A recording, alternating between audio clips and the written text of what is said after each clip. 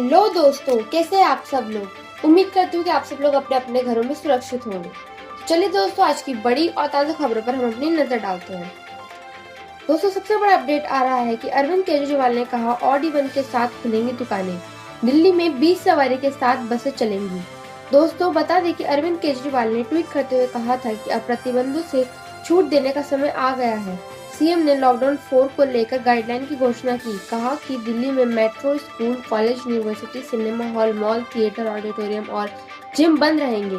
शाम को 7 बजे से सुबह के 7 बजे तक घर से निकलने की इजाजत नहीं है। उन्होंने कहा कंटेनमेंट जोन में कोई एक्टिविटी नहीं होगी। सभी को मास्क पहनना अनिवार्य है। केजरीवाल ने कहा कि शर्तों के साथ taxi cab, maxi cab, RTV और बसें चलेंगी। बसों में 20 से ज्यादा यात्री नहीं होंगे। मार्केट कॉम्प्लेक्स ऑड इवन के साथ खुलेंगे। जरूरी सामान की सारी दुकानें रोज खुला करेंगी। शादी के लिए केवल 50 लोग इकट्ठा हो सकते हैं। ऑटो और ई रिक्शा चलाने की इजाजत दी गई है, लेकिन एक ही पैसेंजर सफर कर सकेंगे। लेकिन इस लॉकडाउन में कई सारी ढील दी जाएंगी। पहले मैं आपको ये बता दूं कि क्या क्या अलाउ नहीं होगा दिल्ली के अंदर। मेट्रो नहीं चलेगी, सारे school, college, coaching institute, training institute सब बंद रहेंगे, सारे होटल बंद रहेंगे, सारे cinema hall, shopping mall, gymnasium, swimming pool, entertainment park, theatre, auditoriums, assembly halls, ये सब बंद रहेंगे। Social, political, sports, entertainment, academic, cultural, religious या किसी भी तरह की बड़ी गैदरिंग्स ये नहीं हो पाएंगी, ये अलाउड नहीं होंगी। कोई भी धार्मिक स्थान या रिलीजियस प्लेस या प्लेसेस ऑफ वर्शिप बंद रहेंगे। कोई भी रिलीजियस गैदरिंग अलाउड नहीं होगी। बार्बर, स्पा और सलून ये अभी फ़िलहाल बंद रहेंगे। शाम को 7 बजे से सुबह 7 बजे तक घर से निकलना अलाउड नहीं होगा, केवल एसेंशियल सर्विसेज के लिए अलाउड होगा। 65 साल से ऊपर की उम्र के लोग, 10 साल से छोटे बच्चे, प्रेग्नेंट महिलाएं और जिन लोगों को दूसरी बीमारियां हैं जैसे डायबिटीज़, दिल की बीमारी, ऐसे लोग का घर से निकलना वर्जित होगा, क्योंकि इन लोगों के लिए कोरोना जानलेवा साबित होता है। रेस्टोरेंट्स को खुलना अलाउ होगा, लेकिन वहाँ बैठ के खाना अलाउ नहीं होगा। केवल रेस्टोरेंट्स में होम डिलीवरी अलाउ होगी। स्पोर्ट्स कॉम्प्लेक्स और स्टेडियम ये खोल दिए जाएंगे, लेकिन यहाँ किसी भी मैच के दौरान दर्शक अलाउड नहीं होंगे।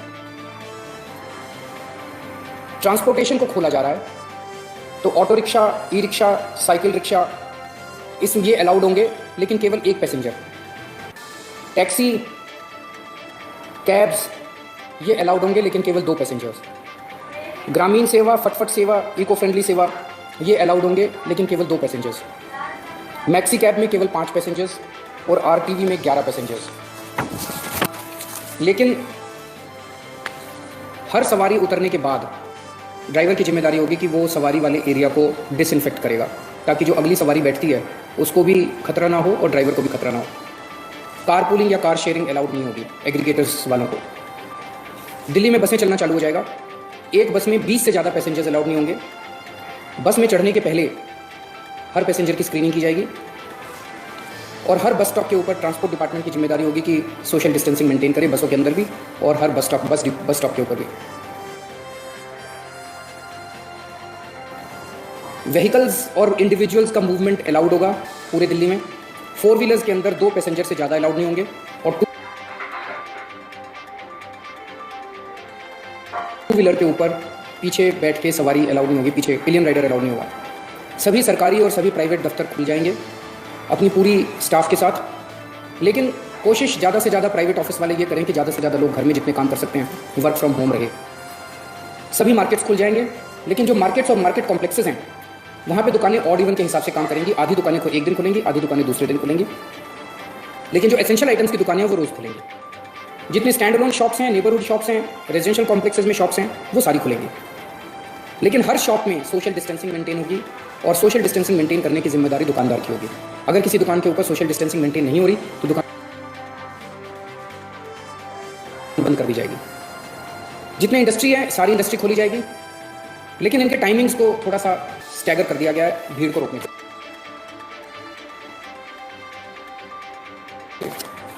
कंस्ट्रक्शन एक्टिविटीज़ शुरू की जा रही हैं, लेकिन कंस्ट्रक्शन एक्टिविटीज़ में केवल दिल्ली में रहने वाले जो वर्कर्स हैं वही अलाउड होंगे अभी ट्रांस बॉर्डर वर्कर्स अभी लाना, बाहर से वर्कर्स को भी लाके वो अलाउड नहीं होगा। शादी के लिए केवल 50 गेस्ट्स अलाउड होंगे और उसमें सोशल डिस्टेंसिंग मेंटेन की जाएगी। फ्यूनरल के लिए केवल 20 लोग अलाउड होंगे और उसमें सोशल डिस्टेंसिंग मेंटेन की जाएगी। कंटेनमेंट जोन्स के अंदर किसी भी किस्म की कोई एक्टिविटी अलाउड नहीं होगी एसेंशियल सर्विसेज को छोड़ के।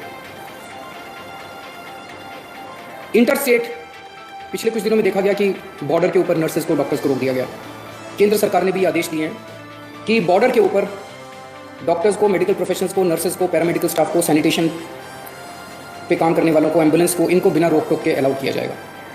और बॉर्डर के ऊपर इंटरस्टेट मूवमेंट के लिए गुड्स और कार्गो के ट्रक्स जो हैं, चाहे वो खाली ट्रक हों, चाहे सामान से भरे हुए हों, उनको सबको अलाउ किया जाएगा। और सबसे ज़रूरी है कि मास्क पहन के निकलना अनिवार्य है, सबको मास्क पहने रहना ज़रूरी है। चलिए दोस्तों, आप थोड़ा कोरोना अपडेट पर नजर डालते हैं। तो अब तक अपडेट आ रहा है कि पूरे देश में 96,000 के पार पहुंचा कोरोना, जिसमें से 36,823 लोग रिकवर हो चुके हैं। वहीं 3,029 लोगों ने अपनी जान गंवाई। वहीं दिल्ली की बात करें तो दिल्ली में 10,054 टोटल केसेस सामने आ चुके हैं, जिसमें से 4,485 लोग रिकवर हो चुके हैं। वहीं 160 लोगों ने अपनी जान भी गंवाई है। इसी के साथ ही अगर पूरी दुनिया में इस वायरस की बात करें तो इस वायरस से 47 लाख से ज्यादा लोग पीड़ित हैं, जबकि 3 लाख से ज्यादा लोगों ने अपनी जान गंवाई है। चलिए दोस्तों, आगे बढ़ते हैं। मदर डेयरी बूथ संचालक पाया गया कोरोना पॉजिटिव। करीब 500 लोग लेते थे दूध। बता दें कि दिल्ली के शालीमार के C&D ब्लॉक में मदर डेयरी का बूथ संचालक कोरोना पॉजिटिव पाया गया है। पूरी कॉलोनी में हड़कंप मचा हुआ है। मामला सामने आने के बाद इस बूथ से दूध लेने वालों ने खुद को क्वारंटीन कर लिया है। फिलहाल इस बूथ को बंद कर दिया गया है। डेयरी में काम करने वाले किया जा रहा है। इसी के साथ आगे बढ़ते हैं दोस्तों। अगली खबर आ रही है कि लॉकडाउन के बीच नक्सली हमले से दहला महाराष्ट्र, 2 पुलिसकर्मी शहीद। जी हाँ दोस्तों, जहां लोग कोरोना महामारी से जूझ रहे हैं, वहीं सोमवार को सुबह प्रदेश के गढ़चिरौली जिले में आलंदंडी गांव के पास हुए नक्सली हमले में 2 पुलिसकर्मी शहीद हो गए।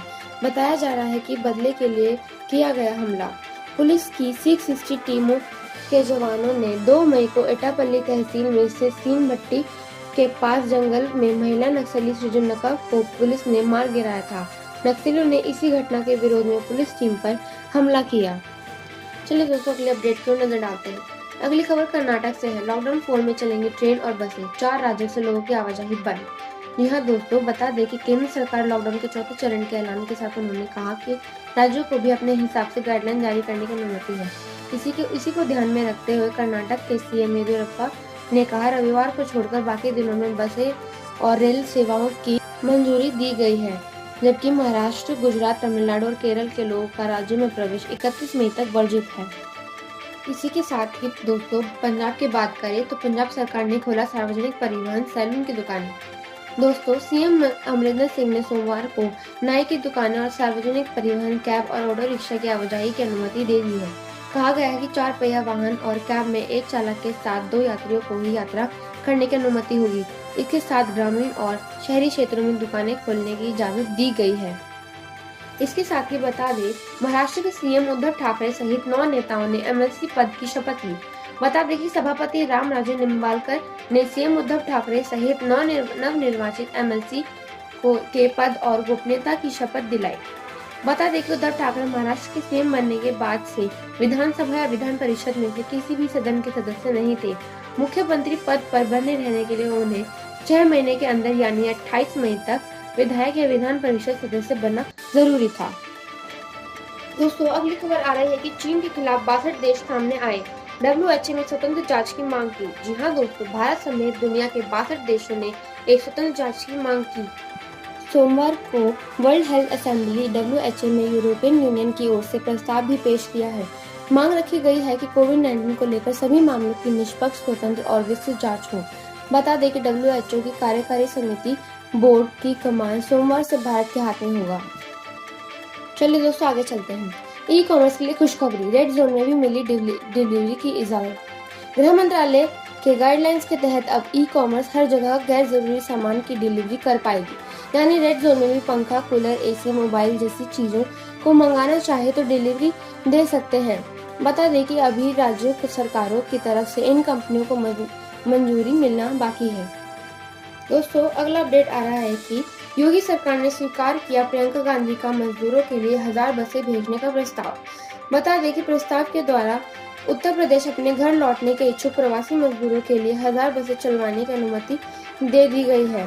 इससे दुर्घटनाएं, असहनीय पीड़ाएं, अमानवीय हालात हमारे भाई बहन और उनके बच्चों को नहीं होगी। अब वो लोग सही सलामत घर पहुंच सकेंगे। चलिए दोस्तों, अब पश्चिम बंगाल को चलते हैं। बता दें कि ममता बनर्जी का ऐलान है कि 27 मई से पश्चिम बंगाल में खुलेंगे सैलून और ब्यूटी पार्लर। ममता बनर्जी ने गाइडलाइंस जारी करते हुए कहा, इंटर स्टेट बस सर्विसेज को 21 मई से सेवा की इजाजत दी जाएगी। उन्होंने कहा, शॉपिंग मॉल के अंदर जो प्राइवेट ऑफिस हैं, वे 50% स्टाफ के साथ काम कर सकते हैं।